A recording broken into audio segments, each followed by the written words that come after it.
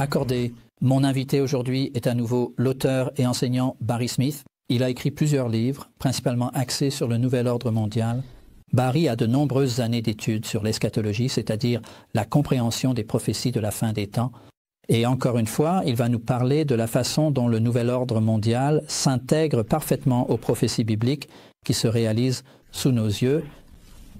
Barry, nous avons parlé de nombreuses choses au cours des derniers programmes, mais j'aimerais que vous preniez peut-être le temps de vous défendre, car beaucoup vous considèrent comme assez scandaleux dans vos commentaires.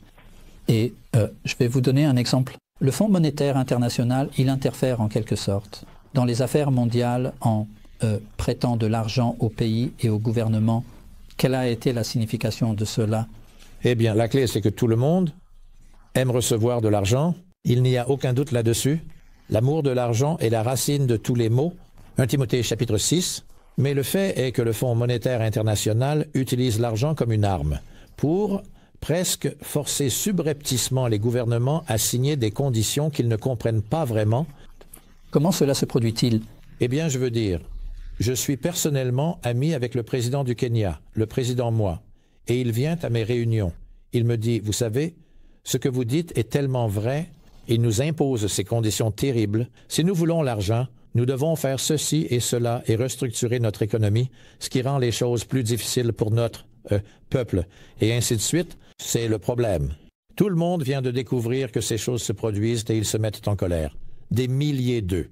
Mais c'est intéressant. En l'an 2000, je vois des manifestations partout. À Seattle, vous avez un autre groupe appelé l'Organisation mondiale du commerce. Le FMI n'a pas pu attraper la Chine. Il ne se laisserait pas prendre dans ces conditions. Ces Asiatiques, assez malins, vous savez, ils ne suivraient tout simplement pas le plan parce qu'ils savent qu'aussitôt que vous empruntez au FMI, vous signez les conditions. La Chine a dit non, merci. Nous ne le faisons pas. Nous continuerons comme nous sommes. Mahathir a également résisté au FMI. Nous ne voulons pas de vous. Nous ne voulons pas vendre notre souveraineté. Nous voyons vos plans. C'est clé. C'est la souveraineté. Vendre la souveraineté. Mais ils ne le reconnaissent pas comme étant si dangereux.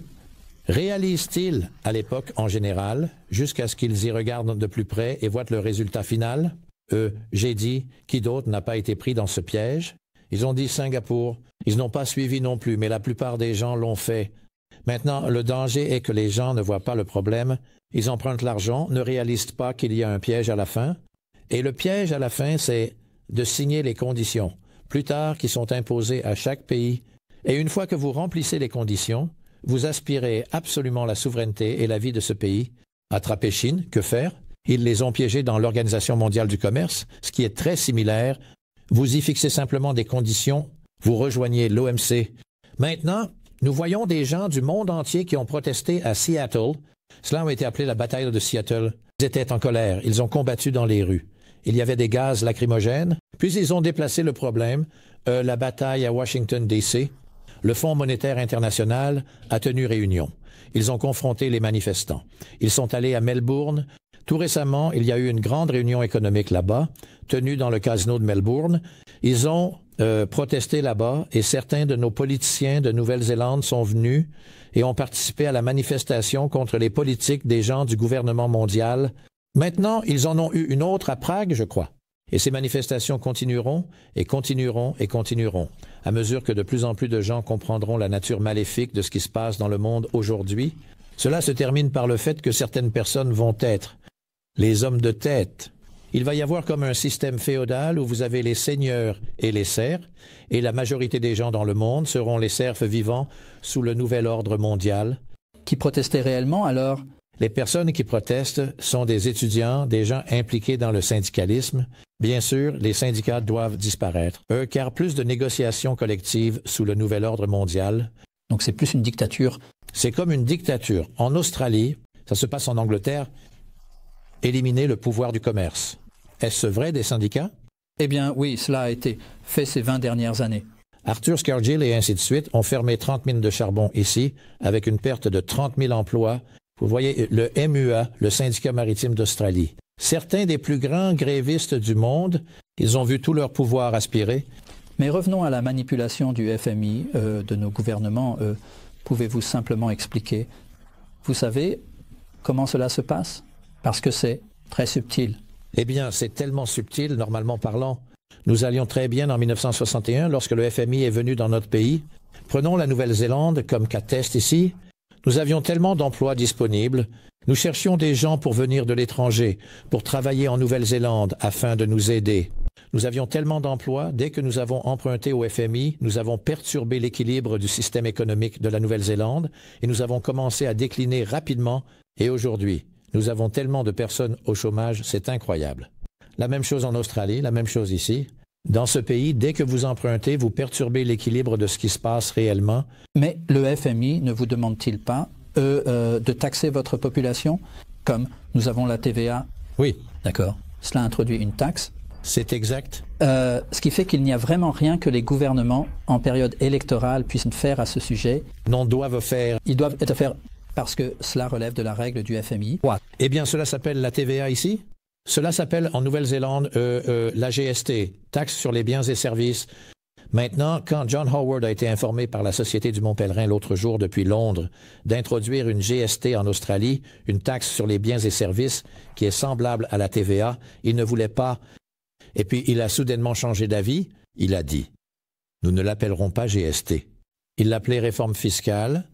Et j'ai entendu ce cher petit homme, il l'appelle Honest John. Vous savez, j'ai entendu Honest John dire aux Australiens à la télévision « Chaque million d'Australiens cherche une réforme fiscale ». Et j'ai pensé, c'est drôle. J'ai parcouru les rues d'Australie pendant des années et je n'ai jamais entendu un Australien dire à un autre « Oh, comme je désire une réforme fiscale ». Quelle absurdité! Donc, utiliser les mots réforme fiscale, c'est un abus de langage. Réformer signifie améliorer, mais les réformes qu'ils ont introduites n'ont pas amélioré les choses. Et pour introduire la taxe sur les biens et services en Australie, ils ont fait appel à David Lange, l'ancien premier ministre de Nouvelle-Zélande, qui est un expert en la matière. Ils ont dit « Aidez-nous à l'introduire ». Et voici ce qu'il a dit. « Si vous voulez introduire une taxe comme celle-là, vous devez mettre vos doigts dans leurs poches sans déranger leurs pantalons. » C'était la phrase qu'il a utilisée. Et bien sûr, ils l'ont introduite. Et les Australiens sont tellement en colère car ils ont introduit cette nouvelle taxe parce qu'elle leur a également été imposée. C'est un système mondial, Howard, et nous devons reconnaître qu'en ce moment, nous vivons à la fin du système. Il va être introduit dans le monde entier sous peu et ils veulent que le plan soit essentiellement mis en place d'ici la fin de cette année. Comment cela s'intègre dans la prophétie biblique?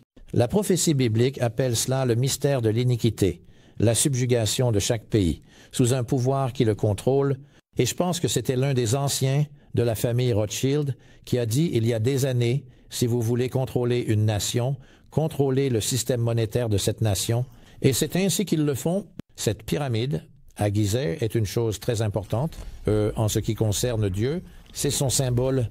Et dans le livre d'Isaïe, chapitre 19, verset 19, nous lisons là ce que représente la pyramide. J'explique maintenant. Pourquoi il y a une pyramide au dos du dollar américain? Cela a à voir avec ce concept de gouvernement mondial unique. Vous voyez, Isaïe 19, 19 se lit comme suit. « En ce jour-là, il y aura un autel pour le Seigneur au milieu du pays d'Égypte, numéro 2, et une colonne à sa frontière pour le Seigneur, numéro 3. Ce sera pour un signe, numéro 4, et pour un témoignage au Seigneur des armées dans le pays d'Égypte, l'une des 7 merveilles du monde. Nous avons déjà visité cet endroit 2 ou 3 fois, et nous devrions y être à nouveau la semaine prochaine, si Dieu le veut. La pyramide a été conçue selon le principe du pays. J'ai fait une petite étude à ce sujet. La plupart des gens qui ont fait des mathématiques à l'école le sauront.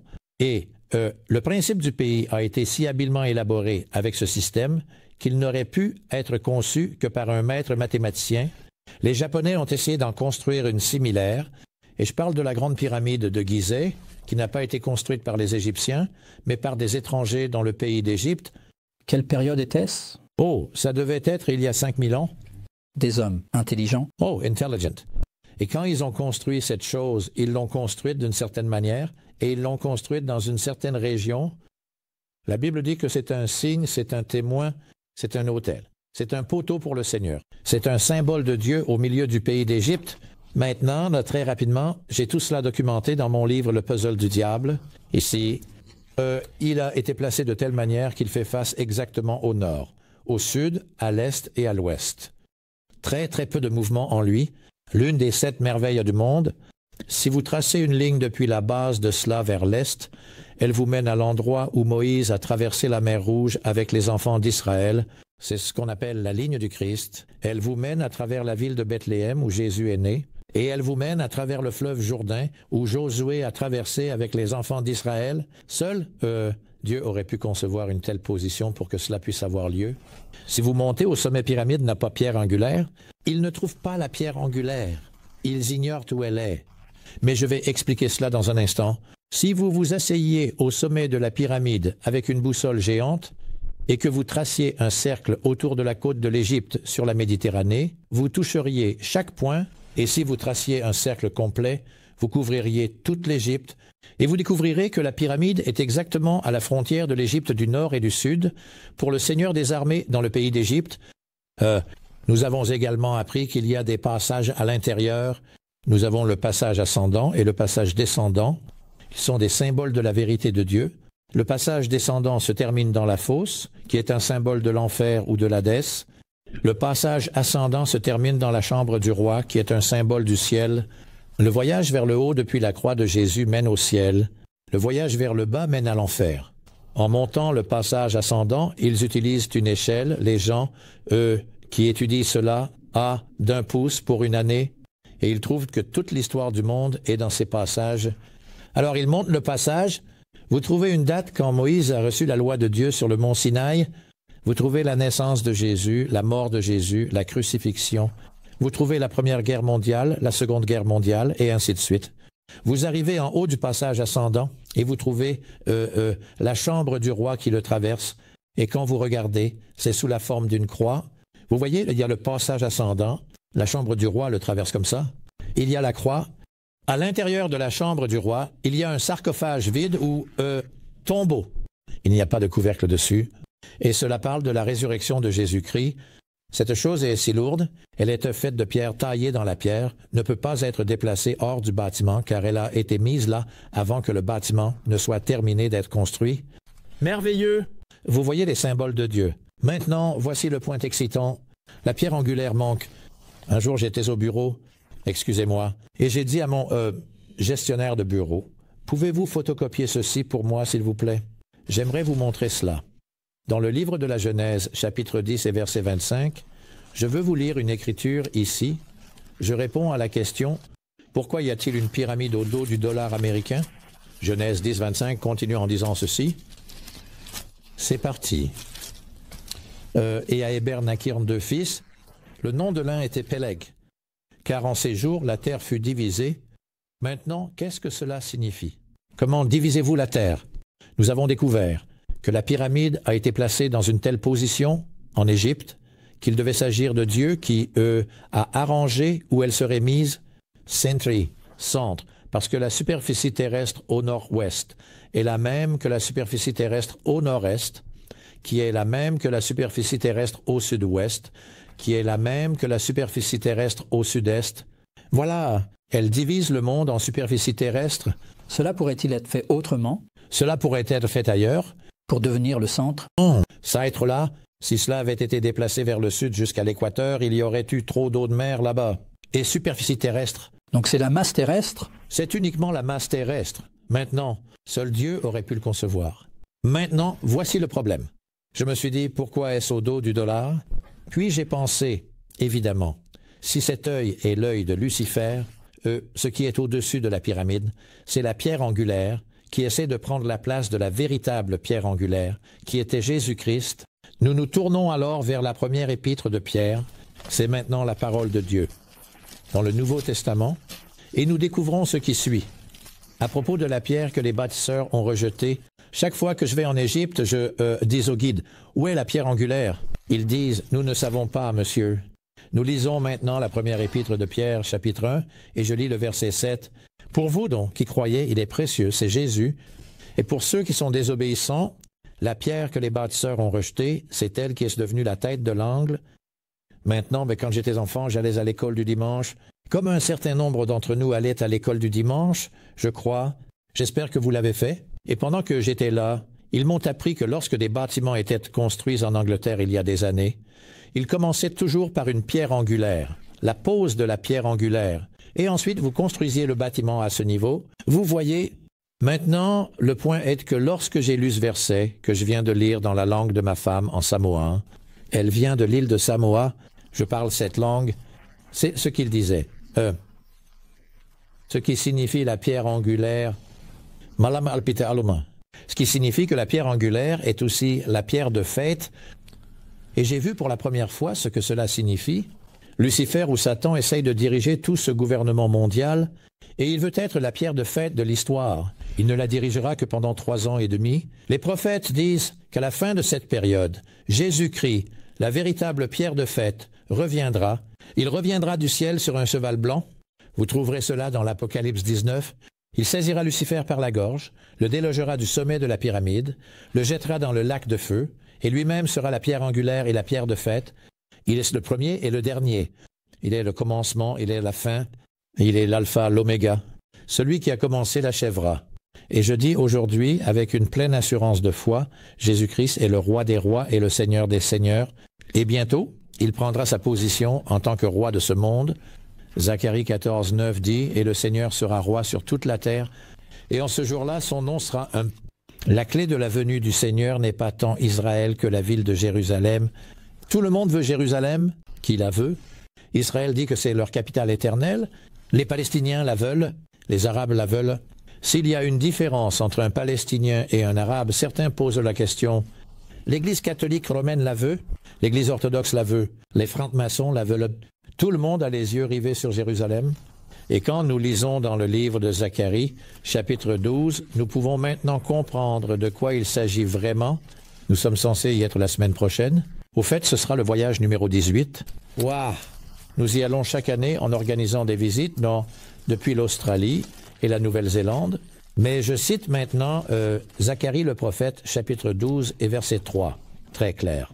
« Et en ce jour-là, je ferai de Jérusalem une pierre pesante.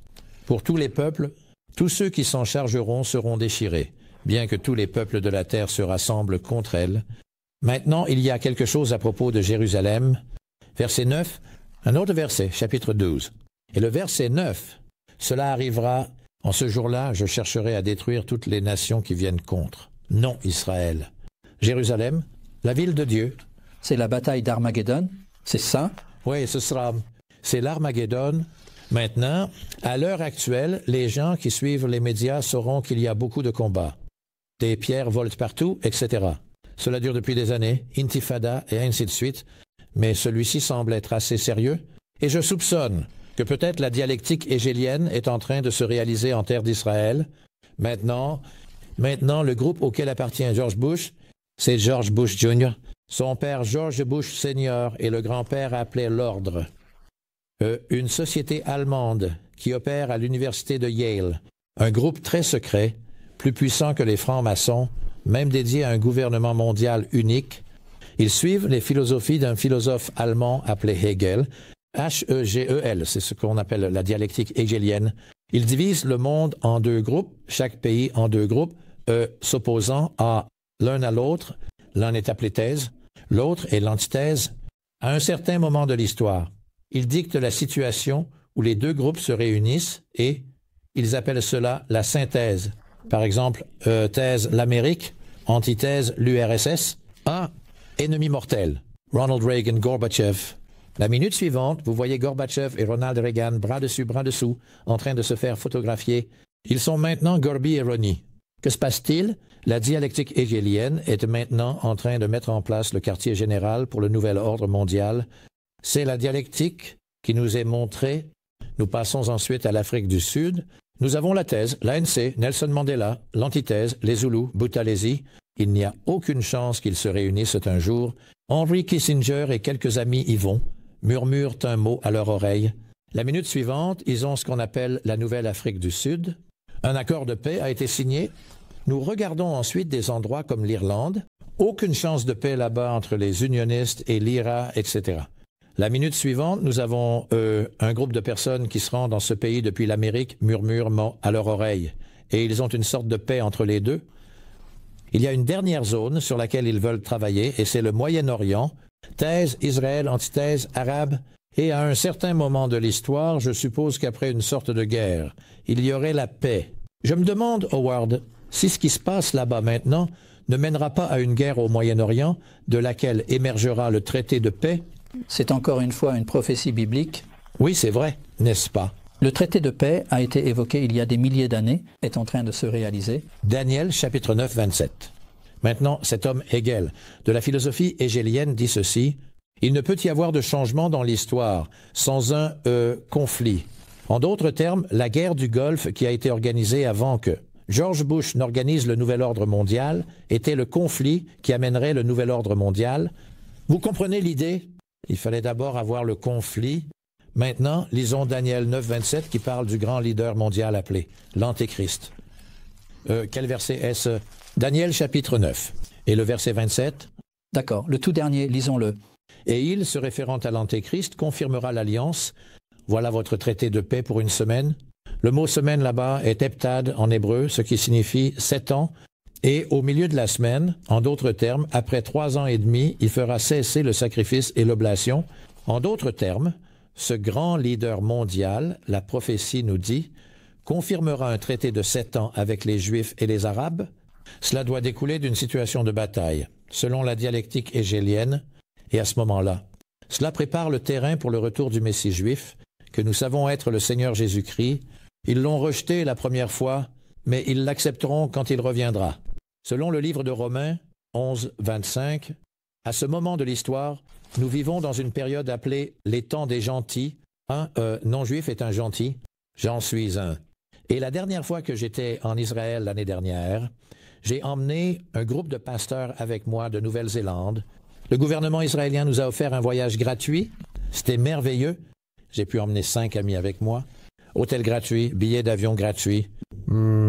Et pendant que nous étions là, j'ai appelé un de mes amis là-bas pour qu'il vienne à Jérusalem et nous rencontre à l'hôtel. Ces agents étaient assis en face de moi et je les ai regardés. J'ai dit, vous êtes des juifs, séculiers. Vous n'êtes pas religieux? Je le sais. J'ai dit, nous sommes des gentils. Nous ne sommes pas juifs. La parole de Dieu me dit que notre période touche à sa fin. Les temps des gentils ont duré 2000 ans. Nous sommes maintenant à 2000 ans du Christ. Notre période est en train de s'achever. Et n'était-ce pas Jésus lui-même qui a prédit que les gentils piétineraient Jérusalem pendant cette période particulière? Et quand cela prendrait fin, que se passerait-il alors? C'est le point. Maintenant, le verset que vous avez cité est Luc 21, 24b, qui dit ceci, « Et Jérusalem sera foulée aux pieds par les gentils. » Et jusqu'à ce que les temps des gentils soient accomplis, cela a été accompli en juin 1967, lorsque Israël a pris le contrôle de toute la ville de Jérusalem pour la première fois en 2500 ans. Pourquoi ils n'ont pas récupéré le site du temple? Ah, d'accord. Eh bien, notre temps s'est écoulé là. Les temps des gentils. Mais Dieu nous a aussi donné une autre petite période appelée la plénitude des gentils. Et nous lisons cela dans Romains chapitre 11, 25. Alors j'ai cité cela à ces 2 agents de voyage séculiers. Ils étaient choqués. Ce ne sont pas des gens religieux, ce sont des hommes d'argent, vous savez, des hommes économiques. Ils sont là pour un shekel. Nous lisons ce verset, Romains 11, 25. « Je ne voudrais pas, frères, que vous soyez ignorants de ce mystère, de peur que vous ne soyez sages à vos propres yeux, qu'une partie d'Israël est devenue aveugle jusqu'à ce que la plénitude des gentils soit entrée. Les temps des gentils se sont terminés en 1967. En juin, une autre petite période a maintenant été ajoutée. Nous vivons actuellement dans cette période appelée la plénitude des gentils. Et à tous ceux qui regardent ce programme aujourd'hui et qui sont des gentils, je veux que vous sachiez que votre temps est compté. Vous vivez à la fin d'une période que Dieu nous a donnée pour donner nos vies à Christ, qui est mort pour nous. Jésus est Dieu. Dieu lui-même voilé dans la chair. Il a versé son sang. Pour quoi faire? Pour nous amener au ciel. Car sans effusion de sang, il n'y a pas de pardon pour le péché. Et puis j'ai dit à ces hommes, vous trouvez difficile de nous comprendre. Pourquoi? Parce qu'une cécité temporaire est sur la plupart d'entre vous. Mais très bientôt, Dieu va vous enlever cette cécité et vous serez plus puissants que nous. Droite. Parce que la cécité n'est venue sur eux que pour que les gentils puissent réellement voir la vérité sur qui était Dieu et que tous ses plans et desseins étaient pour notre bénéfice ainsi que pour celui des Juifs, n'est-ce pas? Il est si important que nous comprenions l'importance d'Israël, de Jérusalem et du peuple juif, et ils n'ont pas été rejetés. En fait, je crois qu'ils vont reprendre le flambeau de l'Église chrétienne. Nous devons les soutenir. Mais ensuite, Barry il y a aussi la question du cœur de Dieu pour les Arabes. Permettez-moi d'ajouter à cela. Maintenant, ce que vous dites est bon parce que cela s'intègre à la dernière partie de mon histoire. Ces hommes étaient stupéfaits. Ce sont des agents de voyage. Et je leur ai suggéré qu'ils seraient plus puissants que nous parce qu'à eux ont été données toutes les promesses de Dieu. J'ai dit, vous avez les oracles de Dieu. Vous avez été les premiers à recevoir les Écritures. Jésus-Christ, le Fils de Dieu, est né dans votre pays. Il a marché dans vos rues. Il a prêché dans vos rues. Il a été crucifié dans votre pays. Il est monté au ciel depuis Israël. Il revient en Israël et il régnera depuis Israël. Vous avez tous les avantages, ai-je dit. Maintenant, souvenez-vous de l'histoire dans Ézéchiel à propos de la vallée des ossements desséchés? Oui, allons-y. Les eaux venaient de divers endroits. C'étaient tous les Juifs revenant de partout dans le monde. 1917. Puis il est dit que Dieu a mis de la peau et des tendons sur eux. C'était en 1948, le 14 mai. Israël est devenu une nation sous David Ben Gourion. J'ai dit, il n'y a qu'une seule chose de plus qui doit vous arriver. Il dit, et qu'est-ce que c'est? Dieu va souffler sur vous, et vous vous lèverez comme une puissante nation, et les promesses de Dieu vous reviendront à nouveau. Nous avons eu notre opportunité. Comprenez-vous? Ils ont dit, oui. J'ai dit, mais je n'ai rien de plus à vous dire. C'est pourquoi je vous ai appelé de Tel Aviv pour me parler. C'est le message que je vous donne maintenant. Et je vous dis comment nous vivons à la fin de la période. Maintenant, voici une bonne nouvelle. Tout Arabe qui écoute ce que nous disons aujourd'hui peut penser que nous sommes pro-Israël et anti-Arabe. Ce n'est pas le cas. Quand nous nous tournons vers la prophétie dans Ésaïe 19, et je veux conclure là-dessus, c'est tellement beau. Il dit que Dieu aime tous ces peuples du Moyen-Orient. Il a des plans pour tous les enfants d'Israël, bien que la promesse du Messie vienne par la semence, pas les semences, au pluriel.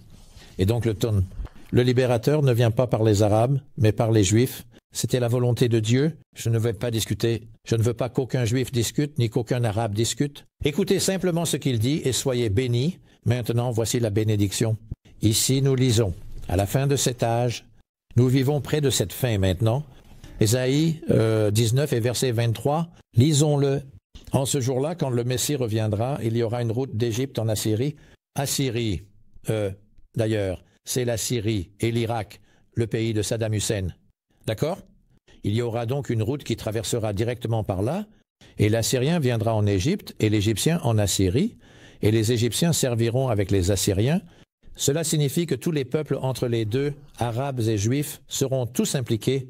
Verset 24, en ce jour-là, Israël sera le troisième avec l'Égypte et avec l'Assyrie, même une bénédiction au milieu du pays.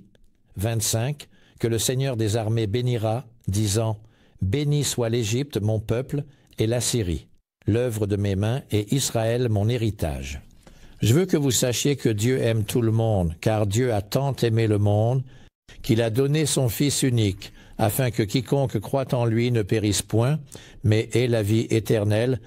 Et nous n'essayons pas de préparer le terrain pour le retour de Jésus. Nous nous humilions, nous lisons les Écritures, nous lisons le journal. Jour après jour, nous les mettons ensemble et nous disons « Merci Seigneur, nous comprenons ces choses. Car tu nous as donné la sagesse. » Il est dit « Les sages comprendront. » Que Dieu te bénisse, frère. Merci beaucoup.